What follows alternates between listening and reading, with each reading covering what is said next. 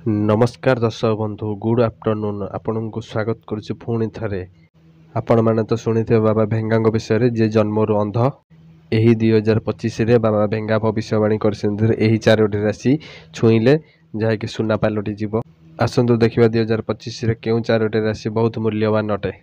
मेष राशि 2025 शुभ हे बोली भेंगा भविष्यवाणी कहुए जे यही राशि जन्म होता लोकों स्वप्न सत हो एवं सेमानकर आकांक्षा पूर्ण हो। भेंगा परामर्श अनुजाई जेपर्यंत तुम्हें जहाँ करने को स्थिर करन हासिल करन से पर्यंत केवे भी हार मानव ना। विशेष सूचना कि आशीर्वाद से बहुत लाभ हो जहाँकि शनिंकर कृपा बहुत भल रही।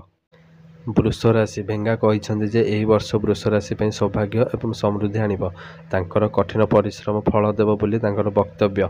से कहते जे यही वर्ष दीर्घकालीन निवेश एवं आर्थिक सफलता उपयुक्त हब।